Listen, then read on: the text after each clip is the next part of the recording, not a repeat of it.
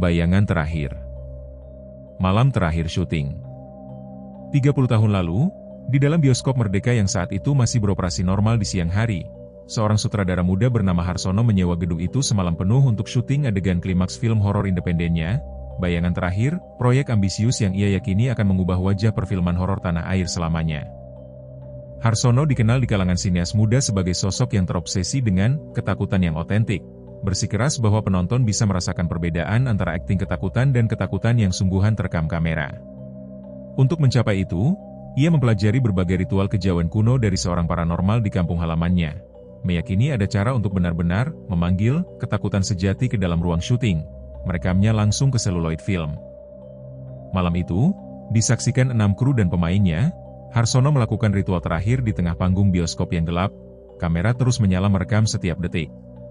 Ia telah mempersiapkan ritual itu selama berbulan-bulan, menghabiskan hampir seluruh tabungannya untuk membeli berbagai perlengkapan yang disyaratkan sang paranormal kemenyan khusus, kain mori putih, dan sebuah keris pusaka yang konon mampu membuka gerbang antara dunia nyata dan alam ketakutan murni. Para pemain dan kru, meski sebagian merasa ragu dengan metode tak lazim sang sutradara, tetap mengikuti instruksinya dengan penuh kepercayaan. Harsono dikenal sebagai sosok karismatik yang mampu meyakinkan siapapun bahwa visi artistiknya akan membuahkan hasil yang luar biasa, sepadan dengan segala risiko yang harus mereka ambil bersama malam itu. Saksi terakhir yang selamat, seorang penjaga gedung yang mengintip dari luar karena curiga dengan aktivitas larut malam itu, mengaku melihat cahaya aneh berkelip dari layar bioskop yang seharusnya mati total, diikuti jeritan yang begitu nyaring hingga membuatnya lari ketakutan tanpa berani melihat lebih jauh. Ia baru berani melapor ke pihak berwajib keesokan siangnya, setelah semalaman bergulat dengan ketakutannya sendiri, meyakinkan diri bahwa apa yang ia saksikan hanyalah halusinasi akibat kelelahan. Keesokan paginya, gedung itu ditemukan kosong melompong.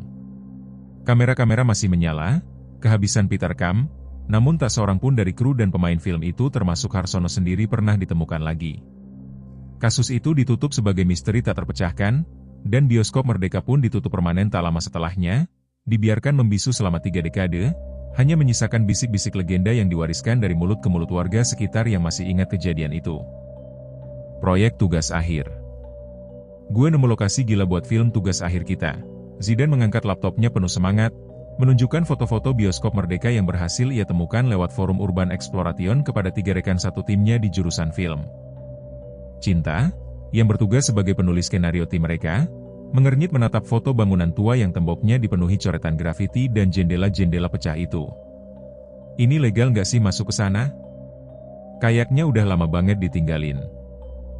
Katanya udah masuk daftar cagar budaya, jadi nggak boleh dibongkar tapi juga nggak pernah direnovasi.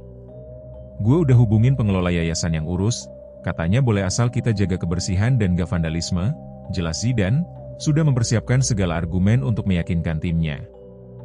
Aldi, yang menangani sinematografi tim, tampak lebih antusias dari yang lain, matanya berbinar aneh menatap foto-foto itu. Gue setuju banget. Lokasi kayak gini punya histori yang kuat, bakal ningkatin value tugas akhir kita di mata dosen penguji. Ada legenda apa nih soal bioskop itu? Biasanya tempat kosong lama gitu punya cerita horor sendiri, tanya Mimi, aktris utama sekaligus manajer produksi kecil-kecilan tim mereka, penasaran dengan detail yang mungkin bisa mereka manfaatkan untuk konsep film mereka sendiri. Zidan menggulir artikel-artikel lama yang berhasil ia temukan.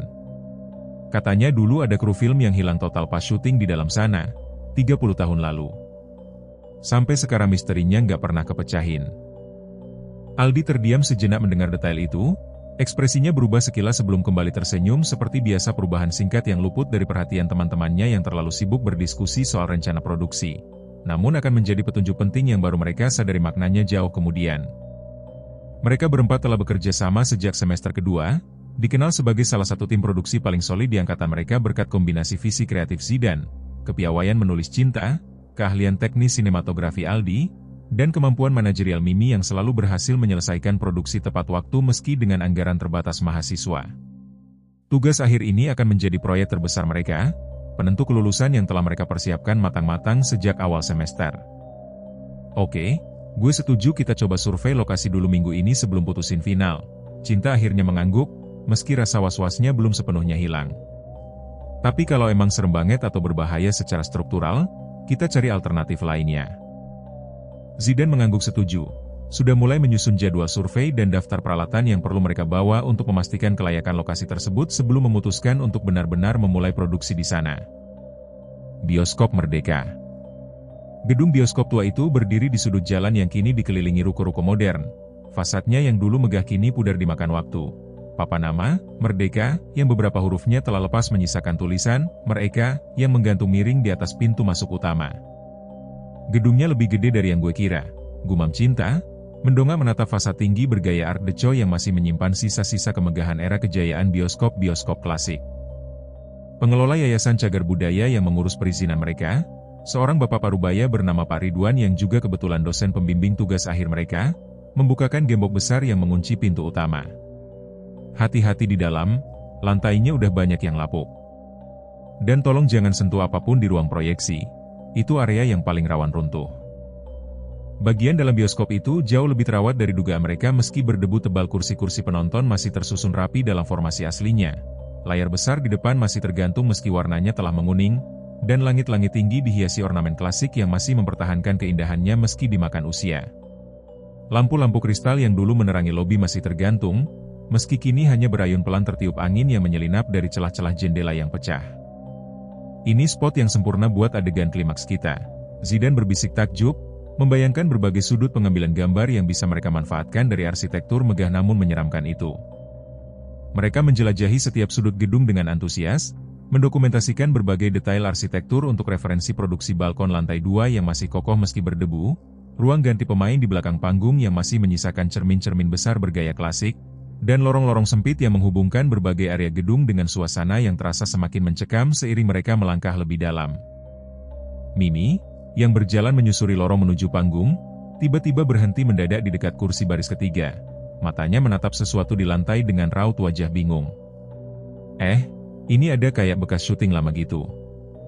Ada tanda-tanda marking di lantai. Zidane mendekat, memeriksa garis-garis kapur yang sudah sangat pudar namun masih bisa dikenali sebagai penanda posisi kamera dan aktor yang biasa digunakan dalam produksi film. Ini beneran bekas syuting profesional. Siapa tahu ini emang dari produksi yang hilang itu. Gulungan film tua. Penelusuran mereka membawa ke ruang belakang panggung yang dulunya berfungsi sebagai gudang properti, kini dipenuhi debu tebal dan sarang laba-laba yang menggantung di setiap sudut. Di antara tumpukan kursi rusak dan peralatan usang, Aldi menemukan sebuah kotak logam berkarat berisi beberapa gulungan film seluloid. Labelnya yang setengah pudar masih bisa dibaca. Bayangan terakhir reel 3 dari 5. Ini film yang hilang bareng krunya dulu? Cinta menatap gulungan itu dengan campuran ngeri dan penasaran yang sulit dijelaskan. Zidane mengambil gulungan itu dengan hati-hati, memeriksa kondisi filmnya yang ternyata masih relatif terawat meski disimpan puluhan tahun dalam kondisi yang jauh dari ideal. Kita punya proyektor 16 mm di studio kampus. Kalau ini beneran film aslinya, ini penemuan yang gila banget buat riset tugas akhir kita. Cinta memeriksa kotak logam itu lebih teliti, menemukan beberapa lembar kertas naskah yang masih tersimpan di dasarnya, tulisan tangan yang memenuhi marginnya penuh dengan catatan sutradara yang detail dan penuh semangat, sama sekali tak menunjukkan tanda-tanda kegilaan yang biasa diasosiasikan dengan legenda urban tentang kejadian itu. Naskahnya kelihatan serius banget digarap. Bukan kayak film horor abal-abal yang asal jadi. Aldi, dengan antusiasme yang terasa sedikit berlebihan dibanding yang lain, segera menawarkan diri membawa gulungan itu kembali ke kampus. Biar gue yang bawa, gue yang paling ngerti cara handle film seluloid tua kayak gini. Pak Ridwan, yang sejak tadi mengawasi dari kejauhan, mendekat dengan raut wajah waspada begitu melihat temuan mereka. Kalian nemu apa itu? Mendengar penjelasan singkat soal gulungan film misterius itu, ekspresi Pak Ridwan berubah drastis, campuran kekhawatiran dan sesuatu yang menyerupai ketakutan lama yang tiba-tiba terusik kembali. Sebaiknya kalian gak usah macem-macem sama barang peninggalan itu. Biarin aja di sana, kembaliin ke tempat semula. Kenapa, Pak? Ini kan cuma film lama. Zidane bertanya bingung dengan reaksi berlebihan dosen pembimbingnya. Pak Ridwan menghela napas panjang, tanpa bergulat dengan keputusan untuk menjelaskan lebih jauh atau tidak, sebelum akhirnya hanya menggeleng pelan. Terserah kalian. Tapi kalau ada apa-apa, jangan bilang Bapak nggak pernah ingetin. Bayangan terakhir. Malam itu di studio kampus yang sepi, Tim memutuskan memutar gulungan film temuan mereka menggunakan proyektor 16 mm lama milik jurusan. Rasa penasaran mengalahkan peringatan ambigu Pak Ridwan sore itu. Layar kecil studio itu menyala menampilkan Votage yang mulai diputar gambar buram hitam putih menunjukkan interior bioskop Merdeka yang jauh lebih terawat dan hidup dibanding kondisinya sekarang. Beberapa aktor muda tampak berlatih dialog di panggung sebelum sutradara di belakang kamera memberi aba-aba mulai pengambilan gambar. Itu bioskop Merdeka yang sama, kan? Bisik Cinta. Membandingkan detail arsitektur yang meski dalam kondisi berbeda drastis jelas menunjukkan bangunan yang sama persis dengan yang baru saja mereka kunjungi sore itu. Votage berlanjut menampilkan adegan yang semakin intens. Sang sutradara yang dari gerak-geriknya tampak begitu terobsesi dan hampir mengalami gangguan mental ringan mulai melafalkan sesuatu yang terdengar seperti mantra dalam bahasa Jawa kuno. Sementara kamera terus merekam para pemain yang wajahnya perlahan berubah dari akting ketakutan biasa menjadi ekspresi teror yang sungguh nyata dan mengganggu untuk disaksikan. Kualitas gambarnya asli banget buat film seumur ini. Teknik pencahayaannya juga jauh di atas rata-rata film independen zaman segitu, gumam Aldi, mencoba menganalisis Votage itu dari sudut pandang teknis sinematografi. Meski suaranya sendiri terdengar sedikit bergetar menahan ketegangan yang mulai menyelimuti seluruh ruangan studio. Zidane mencatat setiap detail teknik pengambilan gambar yang mereka saksikan, awalnya masih dengan mentalitas mahasiswa film yang ingin belajar dari karya pendahulunya. Namun perlahan catatan itu terlupakan seiring atmosfer ruangan yang kian mencekam. Tiba-tiba, layar proyeksi berkedip aneh, gambar film yang seharusnya linear tiba-tiba menampilkan kilasan cepat wajah-wajah pemain yang menatap langsung ke arah kamera dan entah bagaimana, langsung ke arah Zidane dan timnya yang menonton di studio kampus 30 tahun kemudian, seolah film itu menyadari kehadiran penonton barunya. Mimi menjerit kaget, mundur dari kursinya, sementara Aldi alih-alih menunjukkan ketakutan yang sama justru maju mendekati layar dengan ekspresi yang sulit diartikan, campuran ngeri dan sesuatu yang menyerupai pengenalan mendalam terhadap apa yang baru saja mereka saksikan. Kejanggalan Aldi. Aldi, lo kenapa? Mukanya aneh banget dari tadi. Zidane menegur temannya yang masih terpaku menatap layar kosong setelah proyektor dimatikan darurat oleh Cinta yang paling ketakutan di antara mereka. Aldi tersentak, seolah baru tersadar dari lamunan dalam. Gak, gue cuma shock aja lihat rekaman setua itu masih sedetail ini kualitasnya. Namun alasan itu terasa terlalu dangkal bagi Zidane yang telah mengenal Aldi cukup lama sebagai sahabat sekaligus rekan kerja sejak semester awal kuliah mereka. Ada sesuatu dalam reaksi Aldi malam itu yang terasa jauh lebih personal daripada sekadar kekaguman teknis seorang mahasiswa sinematografi. Ia memperhatikan bagaimana tangan Aldi masih sedikit gemetar bahkan setelah beberapa menit berlalu sejak insiden pemutaran film itu berakhir. Keesokan, ini siapa? Al? Zidane mengangkat foto itu, menatap temannya dengan tatapan penuh tanya. Aldi membeku sejenak sebelum akhirnya menghela napas panjang, menyadari kebohongannya tak bisa lagi ia pertahankan lebih jauh. Itu kakek gue, Zidane. Namanya Harsono. Sutradara yang hilang bareng krunya di bioskop Merdeka 30 tahun lalu. Cucu sang sutradara. Pengakuan itu membuat Zidane terduduk lemas di kursi terdekat, mencerna informasi yang begitu mengejutkan sekaligus menjelaskan berbagai kejanggalan sikap Aldi sejak awal proyek ini dimulai. Jadi dari awal lo udah tahu soal legenda itu? Lo yang sengaja arahin kita buat pilih lokasi itu? Gak sepenuhnya sengaja, Aldi membela diri, meski nada suaranya sendiri menunjukkan kebenaran yang lebih kompleks dari sekadar kebetulan. Gue emang udah lama pengen cari tahu apa yang sebenarnya terjadi sama kakek gue. Keluarga gue nggak pernah dapat kepastian apapun selama 30 tahun ini. Nggak ada jenazah buat dimakamin, nggak ada penjelasan yang masuk akal, cuma spekulasi dan gosip yang bikin nenek gue depresi berat sampai akhir hayatnya. Aldi menghela napas panjang, melanjutkan ceritanya dengan suara yang semakin bergetar. Nyokap gue juga tumbuh besar tanpa pernah tahu kepastian soal ayahnya sendiri. Setiap ulang tahun kakek, keluarga gue selalu bikin acara kecil-kecilan, seolah dia masih ada. Seolah suatu hari dia bakal pulang. Gue tumbuh dengan bayang-bayang misteri itu, dan begitu gue masuk jurusan film, gue selalu punya rencana diam-diam buat suatu hari nyari tahu kebenarannya sendiri. Terus kenapa lo nggak cerita dari awal? Kenapa harus manipulasi kita semua ikut proyek ini tanpa tahu kebenarannya? Cinta ikut menegur, kekecewaan jelas terpancar di wajahnya mengetahui mereka telah dijadikan bagian dari agenda personal Aldi tanpa persetujuan penuh. Karena gue takut kalian bakal nolak kalau tahu kebenarannya dari awal. Dan gue butuh bantuan kalian buat akhirnya dapetin jawaban yang keluarga gue tunggu-tunggu selama ini. Aldi mengakui, air matanya mulai menetes menahan beban yang telah lama ia pikul sendirian. Gue janji, gue nggak pernah berniat bahayain kalian. Gue cuma udah terlalu desperat buat nyari kebenaran. Mimi, meski masih diliputi rasa kesal atas kebohongan itu, tak sepenuhnya bisa menyalahkan sahabatnya sendiri mengingat beban emosional yang jelas telah lama membebani Aldi. Terus sekarang gimana? Kita lanjut apa berhenti total dari proyek ini? Zidane menatap Aldi lama, mempertimbangkan berbagai kemungkinan sebelum akhirnya menghela napas panjang.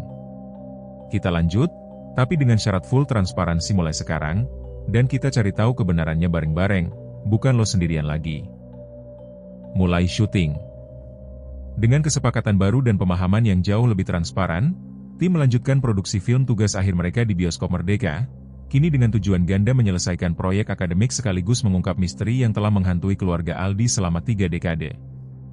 Hari-hari syuting berikutnya berjalan dengan kombinasi profesionalisme dan kewaspadaan ekstra.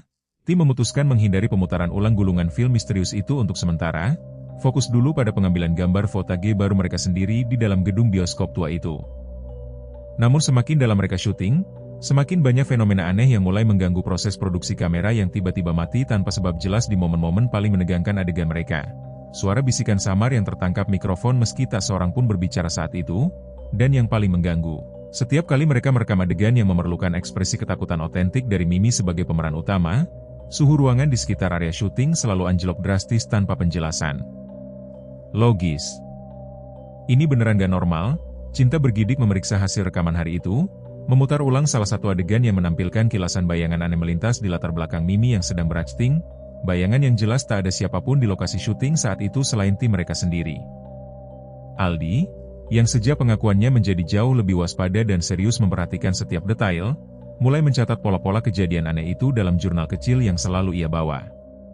Kayaknya makin sering kita syuting adegan yang butuh ekspresi takut beneran, makin intens juga fenomena anehnya. Pola itu membuat Zidane teringat kembali detail dari film lama yang sempat mereka tonton obsesi sang sutradara pada ketakutan otentik yang berhasil ia rekam langsung ke dalam seluloid film, membuka kemungkinan mengerikan bahwa apapun yang terjadi 30 tahun lalu masih entah bagaimana aktif dan terus mencari bahan baku yang sama hingga kini. Mungkin kita harus stop dulu syutingnya sampai kita ngerti lebih jauh apa yang sebenarnya terjadi di sini, usul Zidane pada suatu malam.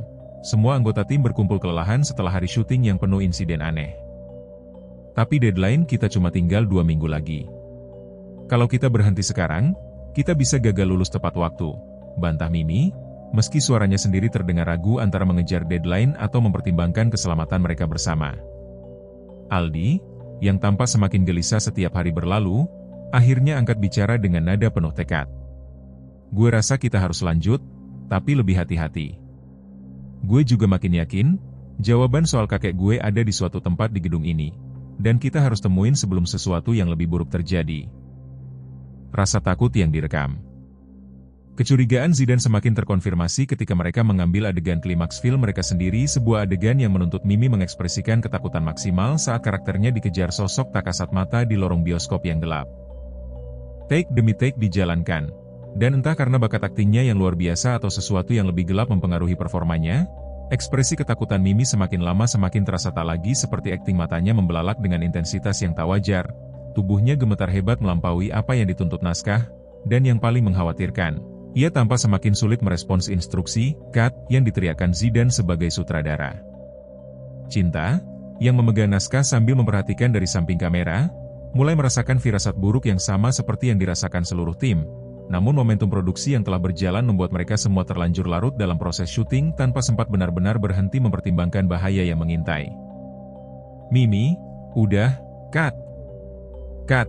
Teriak Zidane panik, namun Mimi tetap berlari dalam kepanikan yang tampak begitu nyata. Matanya terpaku pada sesuatu di ujung lorong yang sama sekali tak bisa dilihat anggota tim lainnya. Aldi, yang memegang kamera utama, tiba-tiba merasakan layar viewfindernya berkedip aneh, menampilkan sekilas footage yang bukan berasal dari rekaman langsung mereka melainkan kilasan gambar hitam putih yang identik dengan gaya visual film, bayangan terakhir, yang mereka temukan sebelumnya. Kali ini menampilkan sosok Mimi sendiri.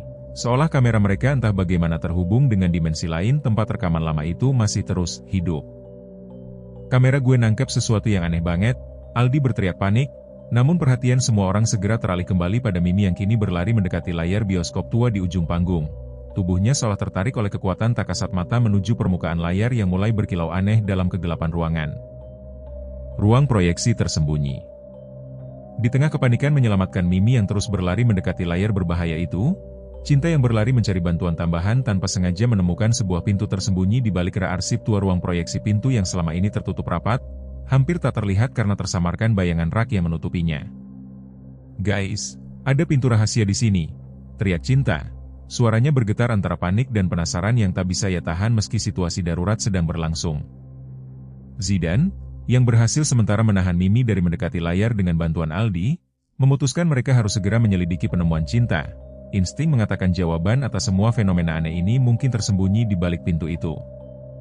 Ruangan tersembunyi itu ternyata sebuah ruang bawah tanah kecil yang sepertinya sengaja dibangun tersembunyi dari akses publik, dipenuhi peralatan film kuno dan yang membuat seluruh tim membeku ketakutan. 6 sosok manusia yang duduk membeku dalam posisi kaku di kursi-kursi tua berjajar.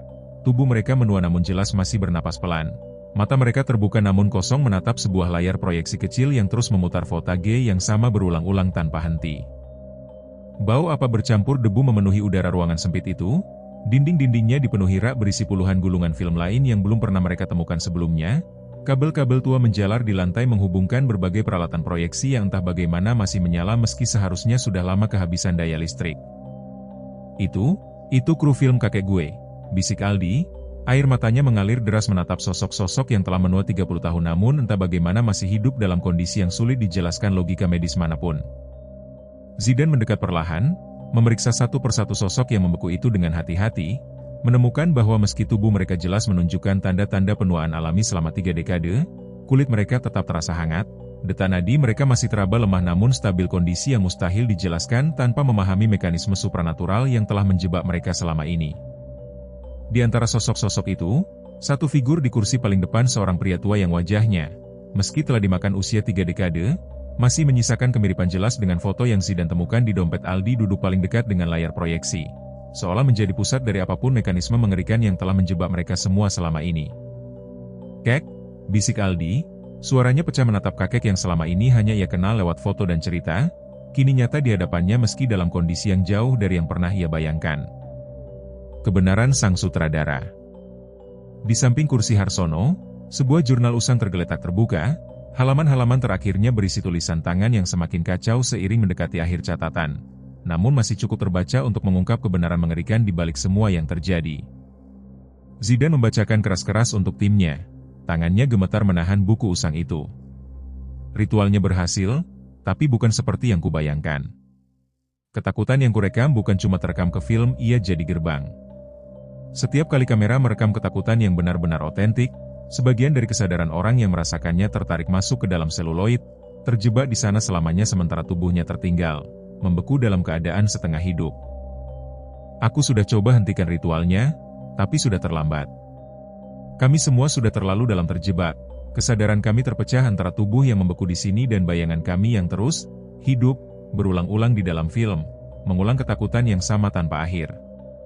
Aku tulis ini dengan sisa kesadaran yang masih bisa kembali sesekali ke tubuh asliku, berharap suatu hari seseorang menemukan catatan ini dan mengerti. Satu-satunya cara membebaskan kami adalah dengan menghentikan siklus ketakutan yang terus memberi makan gerbang ini. Jangan pernah rekam ketakutan asli lagi di ruangan ini, atau kalian akan menambah jumlah kami yang terjebak." Tim itu terdiam, menyadari betapa dekat mereka baru saja dengan nasib yang sama menimpa Mimi hanya beberapa menit lalu, dan betapa berbahayanya kelanjutan produksi film mereka jika terus mengejar ketakutan otentik sebagai elemen kunci sinematografi mereka. Zidan membolak-balik beberapa halaman sebelumnya, menemukan sketsa-sketsa kasar yang menggambarkan mekanisme ritual itu, diagram yang menunjukkan bagaimana cahaya proyektor, kombinasi kata-kata tertentu, dan intensitas emosi otentik dari subjek yang direkam menciptakan semacam jembatan antara dunia nyata dan dimensi lain tempat ketakutan itu tersimpan selamanya. "Kayak gue nulis di sini, dia sadar kesalahannya cuma beberapa menit sebelum semuanya kejadian, tapi udah kelewat terlambat buat ngebatalin ritualnya," Aldi menambahkan, suaranya bergetar membaca detail yang semakin menyayat hati mengetahui penyesalan mendalam kakeknya yang tertulis jelas di setiap baris tulisan tangan itu. "Berarti kita harus apa sekarang? Gimana caranya lepasin mereka semua?" tanya Mimi, yang telah berhasil ditenangkan dan kini duduk gemetar di samping yang lain, masih syok atas pengalaman nyaris tertarik ke dalam layar. Mimi tertarik ke layar. Namun sebelum tim sempat merumuskan rencana lebih matang, layar proyeksi kecil di ruangan tersembunyi itu tiba-tiba menyala terang, menampilkan rekaman langsung adegan Mimi berlari ketakutan beberapa menit lalu. Footage yang seharusnya mustahil ada karena mereka belum sempat memproses atau memutar ulang rekaman apapun sejak insiden itu terjadi. Itu rekaman gue barusan.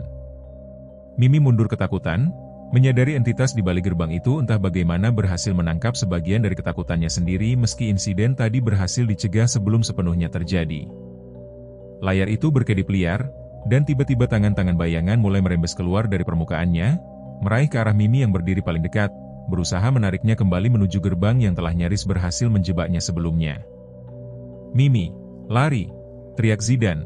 Namun bayangan tangan itu bergerak terlalu cepat, berhasil mencengkeram pergelangan tangan Mimi yang menjerit kesakitan merasakan dinginnya cengkeraman yang jauh melampaui suhu ruangan biasa.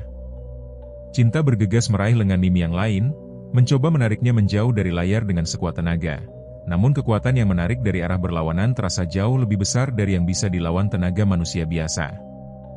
Dia ketarik terus. "Kita butuh cara lain buat ngelawan ini."